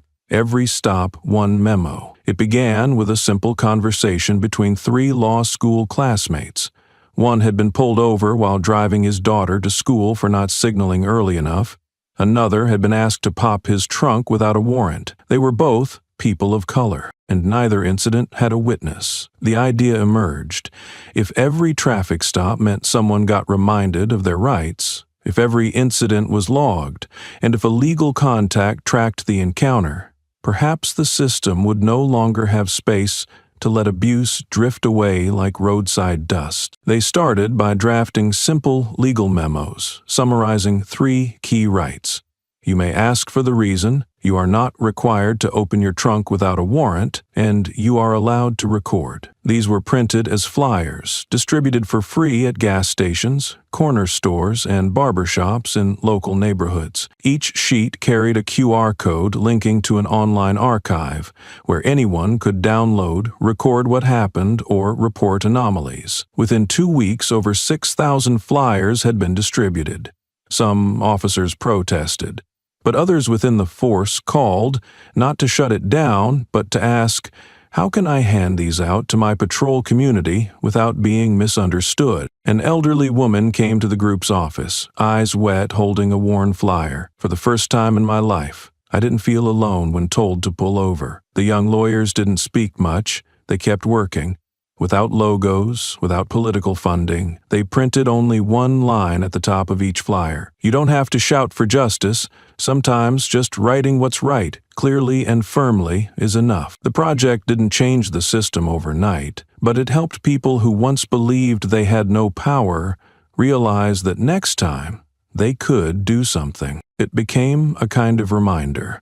If we don't speak, someone else will pay. And if a child once fell because someone stayed silent too long, then today's small voices may be the reason another child lives. A conversation took place in a small library on the east side of the city, the same place that used to host young citizens' reading hours every Saturday. This time, there was no guest author, no expert speaker, just an open forum for middle and high school students around a seemingly simple topic. If you could go back, what would you do differently? A 13-year-old girl raised her hand. Thin, wearing glasses, her voice was soft but steady. She stood up without notes. The room went silent. I saw a cop shove my little brother into a wall, not because he did anything wrong, just because the cop thought he had a weapon, but it was just a crayon. She paused, but didn't stop. I stood 3 meters away. I saw it, but I didn't yell. I didn't run. I didn't tell anyone. I was scared. I thought I was just a kid and no one would believe me. Then she looked at the adults in the back. But now I think differently. Not because someone told me to be brave, but if I don't speak, the next kid who gets shoved might not be holding a crayon. No one spoke. A 12th grade boy clenched his fists. The moderator wiped his eyes. No one mentioned Noel, but everyone knew. This wasn't one family's story anymore. It had become part of a collective memory, where young people were unlearning the lie that silence was strength. In neighborhoods once distant from protest, parents, shopkeepers, and night workers began showing up, not to chant, but to learn, to write complaints, speak at town halls, understand their rights. Some stayed quiet, but they stayed. At one meeting, a middle-aged driver stood. His voice was rough, and he held a creased article. I'm not an activist, I just work and go home. But lately, I ask myself, if a kid dies near my house and I stay silent, what do my years of honest work mean? He looked around. Maybe I'm not good with words, but if someone needs a court witness, I'll go. If they're stopped, I'll stand next to them. The volunteer list grew each week. No logos, no official group, just people who realized silence wasn't safety, it was surrender. Aaliyah wasn't there, she sent no messages, but they knew someone had walked ahead of them. Quiet, steady, not for recognition, but to clear the path, and now they were following. Not to be seen, but so the next time a child looks up and asks, who will stand up, the answer will no longer be silence. The resignation papers were sent on a Monday morning, sealed in a standard secure envelope. No one in the unit knew in advance. Her colleagues only learned when the internal system updated. Senior Special Operations Commander, Aaliyah Rowe, has withdrawn with no request for reassignment. Her statement was brief, just 3 paragraphs in the book. No mention of what had happened, no reference to Noel, no discussion of the investigation. Under reason, she wrote one line, I believe my mission is complete. In a separate, unofficial note to HR, she left a sentence that a night shift officer later photocopied and pinned to the notice board, not as a slogan, but as a quiet instruction. I don't need to be remembered as the right one, just as the one who didn't look away. She didn't leave on a high note. She didn't wait for a final title. When the media got wind and started speculating if she'd been pressured, the National Security Office issued a statement. Commander Rowe has stepped down per standard procedure. No internal action is connected to her decision. They wanted to award her a title. A committee quickly formed to propose a federal commendation for her contribution to emergency response reform. The draft was rushed, full of polished phrases, for courage beyond duty, for being a voice of institutional conscience. Aaliyah declined. She wrote her reply, not long, but unmistakably clear. If someone needs a title for their actions to be seen as right, then what they did wasn't truly right to begin with. I appreciate the gesture, but I must decline. Her response echoed through official circles like a quiet but sharp rebuke. They weren't used to being refused when offering honor, but Aaliyah had never needed that, not before, and certainly not now. She didn't attend the award events, didn't go on TV, didn't write a memoir. When a publisher reached out, she replied with one short question: if this story only lives when I tell it, then who will tell the next one? Her departure left no void, but a different kind of presence, quiet but undeniable. In new training sessions, a line was added to the first slide. Conduct doesn't begin at reaction. It begins with how you see someone the first time. People no longer referred to her as the central figure, but in hallway conversations, in the eyes of young officers faced with choices, her name still surfaced. She didn't leave to be honored. She left because she never looked away, and for that, the system had to stop. Just once, to see, to acknowledge, and to understand that silence could no longer be the default. Aaliyah stepped away as she had lived, without needing credit, because real strength doesn't need applause. It just needs to show up when it matters, then quietly let go. The next morning, while packing up her office of nearly 10 years, her phone buzzed softly. No ringtone, just Rhodes's face on screen.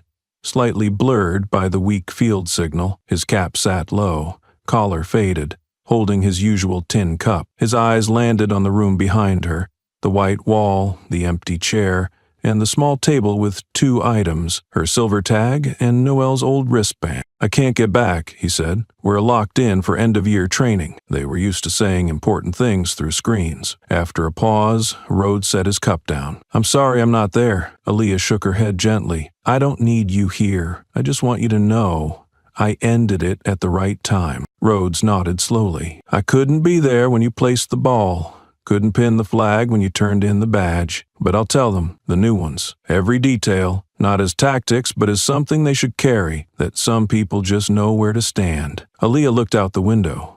The city moved on, untouched by one departure, but something had shifted. She didn't end the call. Rhodes kept talking about health, staying in touch, familiar words. But this time, they meant something more. The comfort of knowing, with some people, you never have to prove yourself. After the call ended, Aaliyah returned to her desk. The office had been mostly cleared. All personal files, technical gear, and classified documents had been properly turned in. Only the bare desk remained, no trace left behind. She placed just 2 things on it. One was her old military tag, its edges frayed, identification numbers faded from time. It had always stayed in her jacket pocket during deployments, not as proof, but as a reminder of why she stepped in and the boundary she vowed never to cross. The other was a blank sheet of paper, untouched, no writing, no marks, no symbols. She left no message, because she believed if a system needs the right thing spelled out to recognize it, then it has yet to understand what right really means. The blank page was a space left open, a place for the next person, a quiet reminder. Not everything right must be written down. Some things are meant to be lived, silently, precisely, without claim, and then left behind at the right time. Aaliyah adjusted the 2 items, then stood. She turned and walked out of the room that had once held tense calls.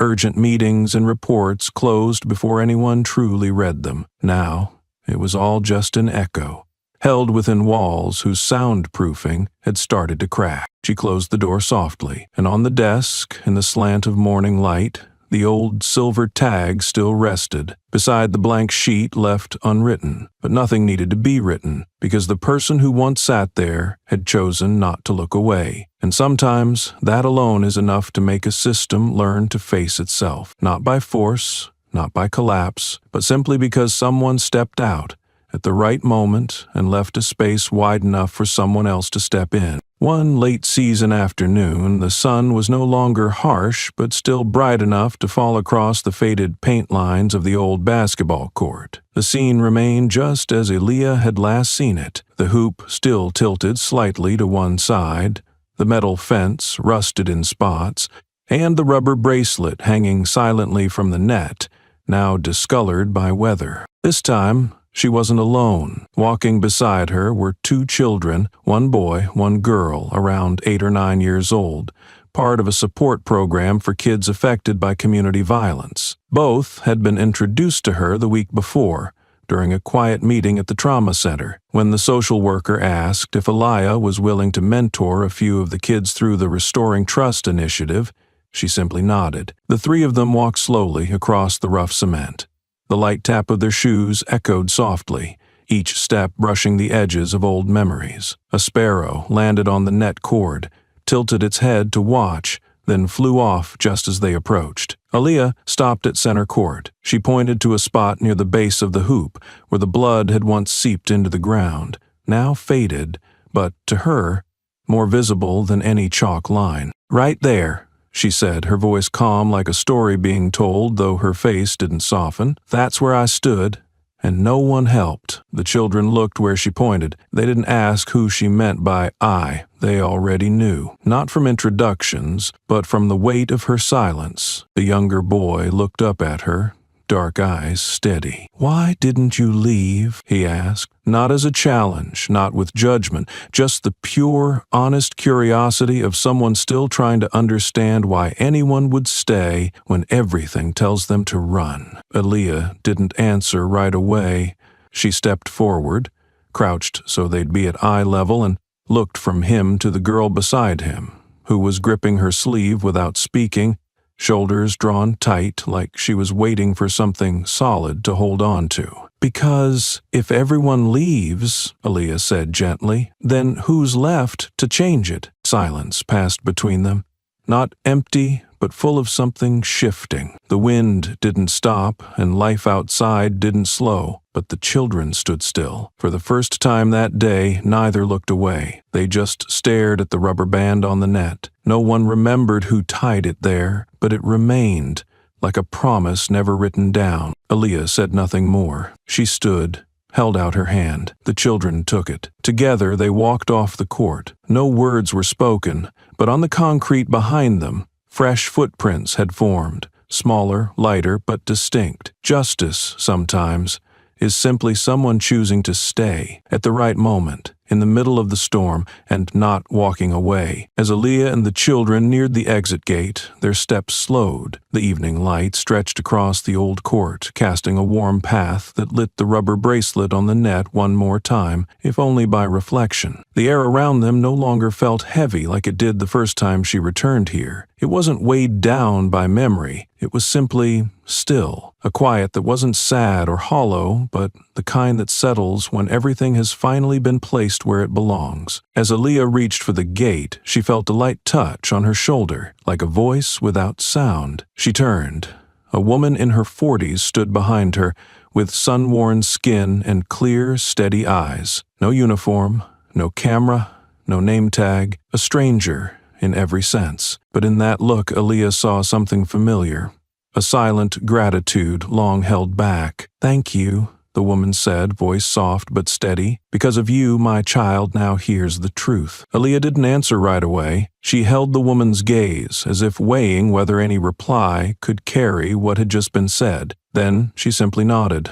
The woman stepped back, said nothing more, and quietly moved aside, as if she understood the boundary between thanks and intrusion. The 2 children still held Aliyah's hands. They asked nothing. Maybe they didn't fully grasp what had happened, but they stood still, instinctively, because some moments don't need explaining. They only need to be felt and heard through silence. They walked away, slowly leaving the court behind. The sun now dipped behind a distant roofline. A few birds passed overhead, unnoticed, but in that moment, something, not a person, not a name, but something quiet and real was standing upright in the heart of the city. Some stories don't end with a verdict. They don't close with applause.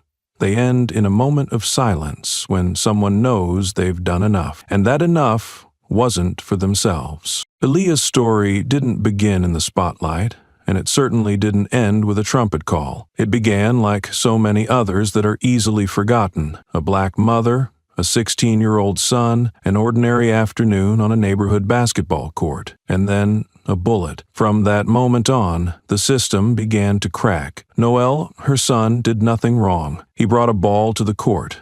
No weapon, no threat. But because of his skin, he was seen as a danger. And because he refused to lower his gaze, his life ended. Not by a criminal, but by someone paid to protect. Aaliyah was calm, composed, but grief lived quietly inside her, and it was that quiet that shook the foundations. She tracked down the lost camera footage. She exposed the chain of cover-ups in law enforcement. She faced the man who pulled the trigger, not to hear an apology, but to force him to see what he had refused. He didn't see a child. He saw a threat to eliminate. She refused honors, refused ceremonies, refused applause. Because she knew if the truth needs a stage to survive, then it's not the truth. Aaliyah kept only two things: a worn silver military tag and her son's old bracelet. No medals, just placed side by side where they belonged. And from that silence, a wave began. A 13-year-old girl finally spoke about seeing her brother shoved into a wall. A police officer resigned because he couldn't face his reflection. A group of young lawyers handed out legal memos on street corners. A senator who once fought reform stood and declared, "We were wrong to think justice was a weapon.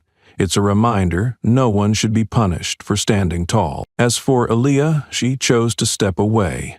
Not out of fatigue, but because she understood.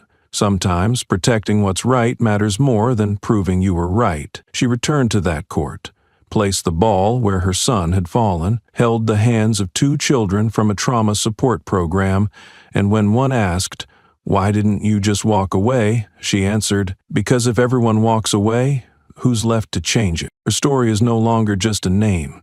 It's a mirror, so anyone who's ever lowered their head in helplessness might remember. Someone once stood, and if one person can choose what's right, another can find the courage to follow. The motherhood in this story isn't gentle protection. It's elemental strength, the kind that drives a woman to step straight into the heart of the system that took her child, not for revenge, but to force it to reckon with itself. The rage in this story didn't spill into the streets as fire. It moved quietly, and that's why it endured. It lived in the eyes of children who dared to ask, why? It echoed in the apologies of those who once said nothing. It shaped itself in the refusal of medals, of microphones.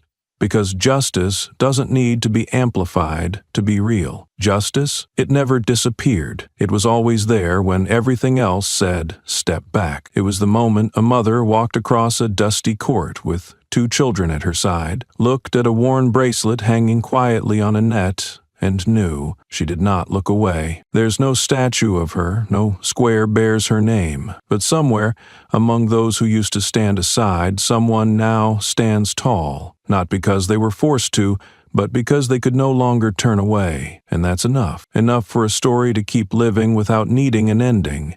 In the eyes, in footsteps, in silences that are no longer surrender, but strength. A form of justice, human, quiet, but true. No one built a statue for her. There's no national holiday that mentions her name among the seats of power. But in the places where silence was once seen as the safest escape, people have started to stand differently. On the streets where truth was once turned away from, footsteps now slow, pausing to look more closely, to listen more carefully. She lived as if every choice carried responsibility for those who hadn't yet found the strength to speak up. And because of that, even though her story has come to a close, her name doesn't need to be etched in stone. It's already held in the way a new generation begins to ask different questions. Justice, in the end, isn't something sealed in documents. It lives in the choices each person makes, in the moments when fear is loud, but they choose to stand anyway. And if one person has ever done that, then maybe, just maybe, the next won't turn away. That alone is enough.